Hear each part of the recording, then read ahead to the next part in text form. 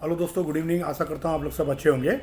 दोस्तों, 21 फरवरी 2025 यानी कि कल का दिन, फ्राइडे का दिन बाजार का रुख कैसा रह सकता है, आइए जानते हैं डाटा और इन्फॉर्मेशन की मदद से। दोस्तों, अभी तक आपने मेरे चैनल को सब्सक्राइब नहीं किया है तो प्लीज़ सब्सक्राइब कर दीजिएगा।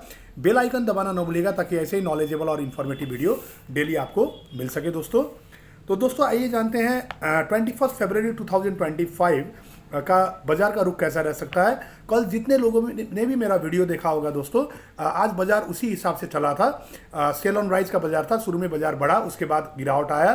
तो उसी मौके में बहुत सारे जो ऑप्शन ट्रेडर्स हैं या फ्यूचर्स ट्रेडर्स हैं, उन्होंने प्रॉफिट बुक किया होगा, इतना मुझे विश्वास है। दोस्तों आइए जानते हैं 21 फरवरी 2025 यानी कि कल का दिन बाजार का रुख कैसा रह सकता है, डाटा और इन्फॉर्मेशन की मदद से जानते हैं। तो पहला डाटा है दोस्तों DII FII डाटा। DII वालों ने आज बाइंग किया है, नेट बाइंग 3,907 करोड़ का, और FII वालों ने सेलिंग किया है, सेलिंग कंटिन्यू रखा है 3,311 करोड़ का। तो नेट बाइंग ज़्यादा है दोस्तों, इसलिए इसको मैंने बुलिश सेंटीमेंट में रखा है। नेक्स्ट डाटा है दोस्तों US bond yield. US bond yield दोस्तों 4.515 अभी चल रहा है, जो कि प्रीवियस क्लोज के हिसाब से -0.024 है, जिसको मैंने बुलिश सेंटीमेंट में रखा है। यदि दोस्तों US बॉन्ड यील्ड बढ़ता है तो बाजार में इसका पॉजिटिव इंपैक्ट पड़ता है। तो दोनों डाटा बुलिश सेंटीमेंट इंडिकेट कर रही है। डॉलर इंडेक्स दोस्तों 106.640 चल रहा है दोस्तों, और ये प्रीवियस क्लोज के हिसाब से -0.423 है, -0.40% है, तो जिसको मैंने बुलिश सेंटीमेंट में रखा है दोस्तों। तो तीनों डाटा दोस्तों बुलिश सेंटीमेंट इंडिकेट कर रही हैं। नेक्स्ट है दोस्तों क्रूड ऑयल। क्रूड ऑयल आज बुलिश है दोस्तों, जो मार्केट में नेगेटिव इंपैक्ट कर सकता है, जिसको मैंने बियरिश सेंटीमेंट में रखा है दोस्तों। तो दोस्तों पहला data DII FI data bullish sentiment indicate कर रही है। सेकंड US बॉन्ड यील्ड भी बुलिश सेंटीमेंट इंडिकेट कर रही है, और डॉलर इंडेक्स भी बुलिश सेंटीमेंट इंडिकेट कर रही है, मगर क्रूड ऑयल जो है वो बियरिश सेंटीमेंट इंडिकेट कर रही है। नेक्स्ट है दोस्तों ट्रम्प का टैरिफ पॉलिसी। मैंने पहले भी बताया था, कल के वीडियो में भी डाला था कि अप्रैल 2 में ट्रम्प का जो 25% टैरिफ लगने वाला है वो ऑटो सेक्टर में लगने वाला है, और आपका फार्मा सेक्टर और चिप सेक्टर में 25%। ये इसका डेट फाइनल नहीं हुआ है, उसमें भी लगेगा मगर डेट अभी फाइनल नहीं हुआ है, तो इसको मैंने अभी पेंडिंग रखा है, जिसको मैंने बियरिश सेंटीमेंट में रखा है दोस्तों। ये बियरिश सेंटीमेंट क्रिएट कर रहा है बाजार के लिए। नेक्स्ट है दोस्तों मैक्वेरी फॉर्म का, जिसको मैंने कंटिन्यू रखा है। जब निफ्टी 24,300-400 चल रहा था, उसी टाइम मैक्वेरी के जो CEO है संदीप भाटिया जी, उन्होंने बोल दिया था कि बाजार यहाँ से 10% का गिरावट आ सकता है।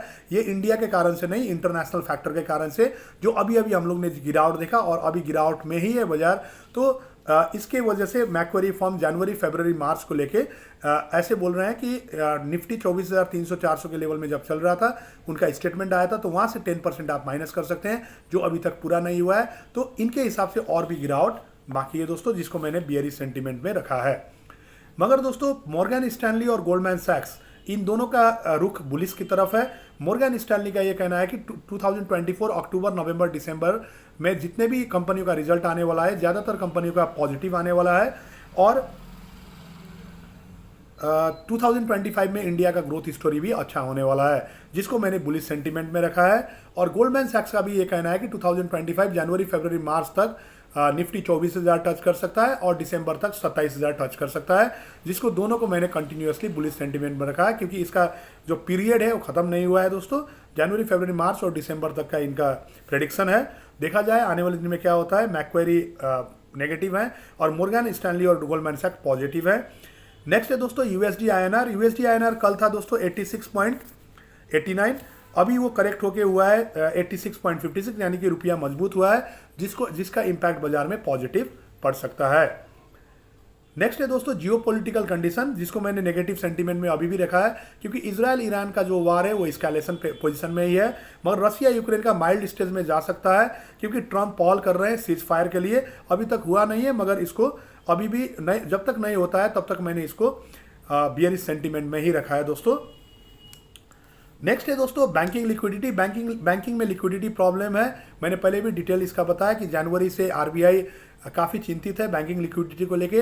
बैंकिंग लिक्विडिटी का प्रॉब्लम आता है जनरली CD रेशियो के वजह से, क्रेडिट टू डिपॉजिट रेशियो। यदि बैंक डिपॉजिट से ज़्यादा क्रेडिट दे देता है तो वहाँ लिक्विडिटी प्रॉब्लम आने का चांसेस काफ़ी ज़्यादा रहता है। जनरली डिपॉजिट के अगेंस्ट में 80% तक लोन को स्टैंडर्ड माना जाता है। बहुत सारे बैंकों का क्रेडिट टू डिपॉजिट रेशियो 100% से ज़्यादा है दोस्तों, जिसके कारण से लिक्विडिटी प्रॉब्लम आया है, ऐसा अनुमान लगाया जा रहा है। जिसको सॉल्व करने के लिए RBI ने बहुत सारे हथकंडे भी अपनाए, VRR लाया, ओपन मार्केट ऑपरेशन, उसके बाद दोस्तों बहुत सारे ऐसे ओपन मार्केट ऑपरेशन किए गए, करेंसी स्वैप किया गया, मगर फिर भी बैंकिंग लिक्विडिटी प्रॉब्लम अभी तक उतना सॉल्व नहीं हुआ है दोस्तों। नेक्स्ट है दोस्तों गिलियन बैर सिंड्रोम, जो कि इसको बैंकिंग लिक्विडिटी को मैंने बियरिश सेंटीमेंट में रखा है दोस्तों, ये बियरिश सेंटीमेंट क्रिएट कर रहा है। नेक्स्ट है दोस्तों गिलियन बैर सिंड्रोम, जो कि एक बीमारी है, पुणे से शुरू हुआ था, अभी मुंबई तक फैल गया है। कल ही मैंने डाटा डाला था कि 2 डेथ हुआ है पुणे में, और टोटल मरने वालों की संख्या 11 हो गया है, जो कि अभी फैल रहा है, मगर अभी तक उतना डेंजर स्थिति नहीं दिखा है, पर फिर भी इसको नोट डाउन करना जरूरी है। बाद में यदि उग्र रूप लेगा तो डेफिनेटली बाजार को ये इम्पैक्ट करेगा, इसलिए मैंने इसको छोड़ा नहीं है, डाटा को कंटिन्यू रखा है दोस्तों। नेक्स्ट है दोस्तों जेफरीज का। जेफरीज जो ग्लोबल फॉर्म है, उनका ये कहना है कि आने वाले दिन में रुपया और कमज़ोर हो सकता है, और DII-FII वाले जो DII-FII वाले है, तो DII वाले अभी तक नहीं बेचे हैं, वो लोग खरीदते जा रहे हैं। अब आने वाले दिन में रिटेलर्स और DII वाले भी सेलिंग में आ सकते हैं, जो कि बाजार के लिए खतरनाक पॉइंट हो सकता है, ये जेफरीज का कहना है। तो जेफरीज एक ग्लोबल फॉर्म है, डेफिनेटली कुछ रिसर्च करके ही बोला होगा दोस्तों, तो इसको मैंने बियरिश सेंटीमेंट में रखा है। आज एक इंफॉर्मेशन आया है दोस्तों स्टेट बैंक ऑफ इंडिया के रिसर्च टीम के तरफ से।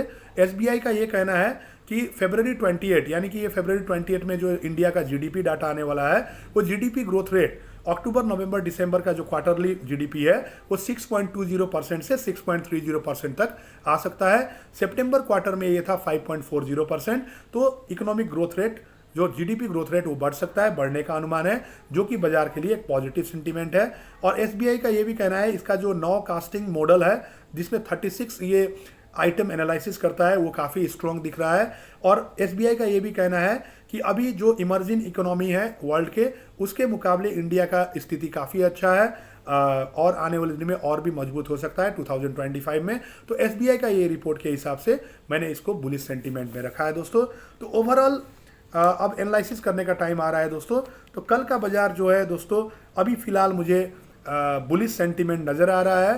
तो कल कुछ डाटा नेगेटिव भी है दोस्तों, कुछ डाटा पॉजिटिव है, तो कल का बाजार थोड़ा कंफ्यूजिंग हो सकता है। डाटा बुलिश भी है और बियरिश डाटा भी साथ साथ में चल रहा है, तो कल का बाजार थोड़ा कॉशस रहेगा। मुझे लगता है अभी भी बाजार में सेल ऑन राइज हो सकता है, चांसेस काफ़ी ज़्यादा है। आप लेवल नोट कर लीजिएगा, लेवल मुझे लगता है 23,100 ब्रेक करेगा, नोट डाउन कर लीजिएगा दोस्तों। यदि 23,100 ब्रेक करके सस्टेन हुआ तभी बाजार बुलिश होगा, उसके नीचे बाजार सेल ऑन राइज ही रहने वाला है। यदि 23,100 ब्रेक करके सस्टेन किया तो आप बाई ऑन डिप में जा सकते हैं, ऊपर का टारगेट में जा सकते हैं, मगर जब तक 23,100 के नीचे है बाजार, तब तक आप सेल ऑन राइज करके चल सकते हैं। मेरा ओपिनियन है दोस्तों, बाकी आप अपना ब्रोकर और कंसल्टेंट से एडवाइस ले सकते हैं। आशा करता हूं दोस्तों वीडियो आपको पसंद आया होगा तो लाइक शेयर कर दीजिएगा, और ऐसे ही वीडियो नॉलेजेबल, इंफॉर्मेटिव और नॉलेजेबल वीडियो पाने के लिए, डेली वीडियो शॉर्ट्स और लाइव सेशन का नोटिफिकेशन पाने के लिए मेरे चैनल को सब्सक्राइब कर दीजिएगा, बेल आइकन को दबाना न भूलिएगा, ताकि ऐसे नॉलेजेबल और इन्फॉर्मेटिव वीडियो डेली आपको मिल सके दोस्तों। Thank you all of you, good night.